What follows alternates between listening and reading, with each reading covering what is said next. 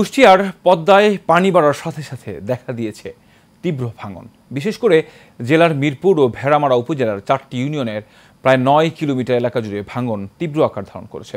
প্রবল ভাঙনে মারাত্মক হুমকির মুখে পড়েছে বিভিন্ন শিক্ষা প্রতিষ্ঠান, বসতভিটা সহ উত্তর ও দক্ষিণবঙ্গের মধ্যে যোগাযোগের একমাত্র রাস্তা কুষ্টিয়া পাবনা মহাসড়ক। এতে ভীষণ আতঙ্কিত হয়ে পড়েছেন নদী তীরবর্তী এলাকার মানুষ। হাসিবুর রহমান রিজুর রিপোর্ট, বিস্তারিত জানাচ্ছেন শেখ ফাহিম। কুষ্টিয়ার মিরপুর উপজেলার তালবাড়িয়া, মির্জানগর, সাহেবনগর, খাদিমপুর, পার্শ্ববর্তী ভেড়ামারা উপজেলার মুসলিমপুর এলাকায় পদ্মা নদীর তীব্র ভাঙনে এরই মধ্যে কয়েকশো বিঘা ফসলি জমি নদীগর্ভে বিলীন হয়ে গেছে। তীব্র ভাঙনের ফলে প্রতিদিনই দীর্ঘ হচ্ছে নদী। এদিকে একমাত্র আয়ের উৎস ফসলি জমি হারিয়ে দিশেহারা এখানকার কৃষকরা। নতুন করে বসতভিটা হারানোর ভয়ে চরম আতঙ্কে দিন কাটছে তাদের।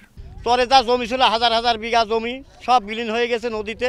নদী এখনো যেভাবে ভাঙছে আমরা আর বসবাস করতে পারবো না, আমরা সব বিলীন হয়ে যাব সব।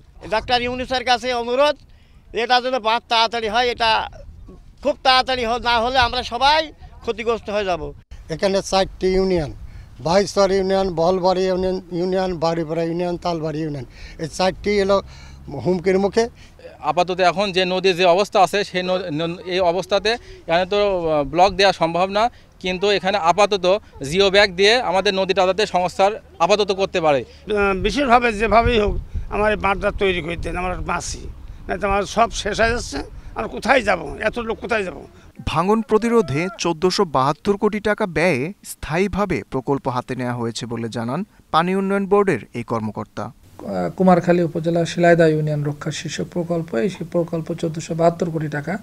আমরা 23-24 অর্থ বছরে এই প্রকল্পে 25টা প্যাকেজের দরপত্র আহ্বান করা হয় এবং এই প্যাকেজ অনুযায়ী প্রায় 17টা প্যাকেজের আমরা ইতিমধ্যে কার্যাদেশ প্রদান করা হয়, নোয়া প্রদান করা হয়েছে এবং ঠিকাদার মোবিলাইজেশনের জন্য ইতিমধ্যে আমরা তাগাদা প্রদান করছি।